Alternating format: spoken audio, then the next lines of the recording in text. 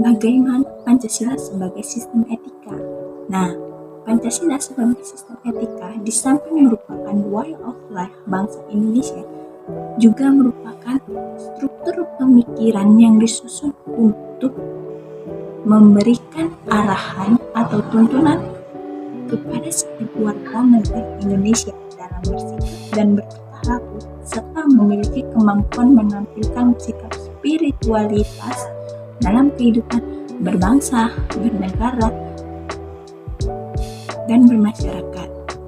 Nah, kita sebagai mahasiswa yang berkedudukan sebagai makhluk individu dan makhluk sosial diharapkan dalam setiap mengambil keputusan harus mementingkan kehidupan sosial dan lingkungan, di mana Pancasila sebagai moral guidance dapat diaktualisasikan dalam tindakan konkret yang melibatkan segala aspek kehidupan.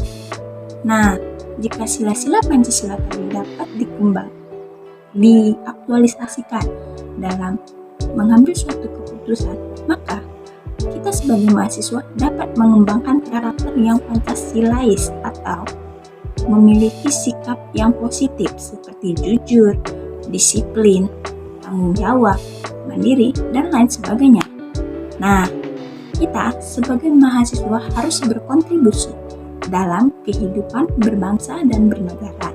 Nah, ada perwujudan sikap bertanggung jawab sebagai seorang warga negara, yaitu kita dapat melakukannya dengan cara menjunjung tinggi moralitas, menghormati hukum yang ada, mengembangkan pengetahuan tentang sistem etika, dan mengetahui Pancasila sebagai sistem etika.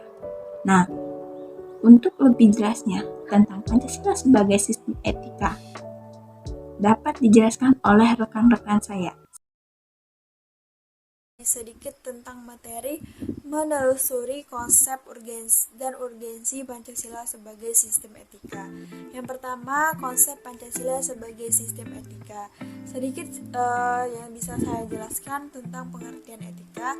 Etika secara bahasa Yunaninya yaitu ethos, yang artinya kebiasaan atau watak, cara berpikir. Jadi secara umum etika berarti ilmu tentang segala sesuatu yang biasa dilakukan atau ilmu tentang adat kebiasaan. Dalam arti etika berkaitan dengan kebiasaan hidup yang baik. Nah, jadi etika itu adalah salah satu kebiasaan dari diri sendiri, baik atau buruknya. Adapun contoh yang dapat saya berikan, contoh etika yang bisa kita lihat dari misalnya di sekolahan, tidak mencontek itu adalah salah satu contoh etika yang baik. Dan kalau di rumah, contoh etika yaitu berpamitan atau meminta doa restu kepada orang tua sebelum berangkat sekolah. Itu contoh-contoh dari etika. Adapun aliran-aliran etika, ada beberapa aliran etika, yaitu ada 3. Yang pertama meliputi etika keutamaan, yang kedua etika teologis, yang ketiga etika deontologis. Etika keutamaan atau etika kebajikan adalah teori yang mempelajari keutamaan virtual, artinya mempelajari tentang perbuatan manusia baik atau buruk. Yang kedua, etika teologis adalah teori yang menyatakan bahwa hasil dan tindakan moral menentukan nilai atau tindakan kebenaran. Yang ketiga, etika deontologis adalah teori etis yang bersangkutan dengan kewajiban moral sebagai hal yang benar dan bukan membicarakan tujuan atau akibat. Nah, itulah aliran-aliran dari etika keutamaan, teologis, dan deontologis. Nah, yang selanjutnya etika Pancasila. Etika Pancasila, setelah Anda mendapat gambaran tentang pengertian etika, adapun etika Pancasila. Jadi etika Pancasila itu adalah cabang filsafat yang dijabarkan dari sila-sila Pancasila, mengatur perilaku kehidupan bermasyarakat, berbangsa, dan bernegara. Itulah yang dapat saya sampaikan. Wassalamualaikum. Selanjutnya yaitu urgensi Pancasila sebagai sistem etika. Yang pertama yaitu banyaknya kasus korupsi yang melanda negara Indonesia sehingga dapat melemahkan sendi-sendi kehidupan berbangsa dan bernegara. Selanjutnya yaitu yang kedua, masih terjadinya aksi terorisme yang mengatasnamakan agama sehingga dapat merusak semangat toleransi dalam kehidupan antar umat beragama dan meluluhlantakkan semangat persatuan atau mengancam disintegrasi bangsa. Selanjutnya yang ketiga, masih terjadinya pelanggaran hak asasi manusia dalam kehidupan bernegara, yaitu seperti kasus penyerbuan Lembaga Permasyarakatan Cebongan Yogyakarta pada tahun 2013 yang lalu.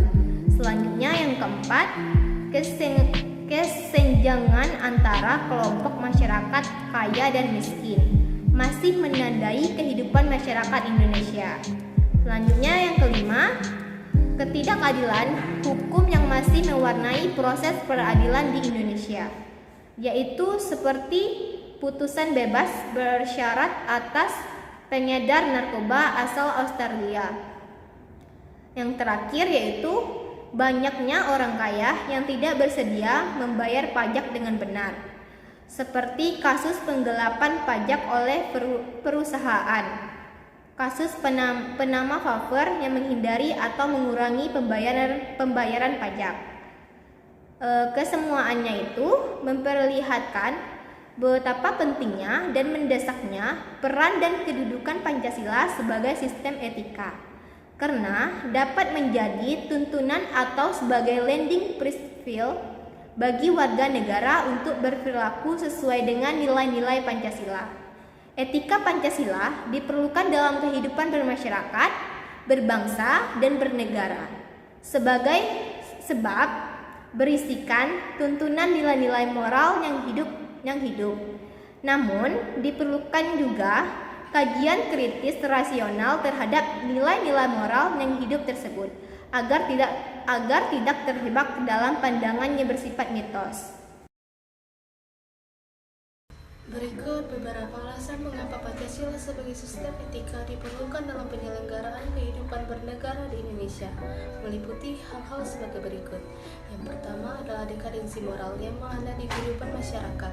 Dekadensi moral itu terjadi karena pengaruh globalisasi tidak sejalan dengan nilai-nilai Pancasila, tetapi justru dinilai dari luar dominan. Yang kedua, korupsi akan bersih merajalela karena penyelenggaraan negara tidak memiliki rambu-rambu normatif dalam menjalankan tugasnya. Dan yang ketiga yaitu kurangnya rasa perlu berkontribusi dalam pembangunan melalui pembayaran pajak. Pancasila sebagai sistem etika akan dapat mengarahkan wajib pajak untuk secara sadar memenuhi kewajiban perpajakan dengan baik. Yang keempat adalah pelanggaran hak-hak asasi manusia atau disebut dengan HAM.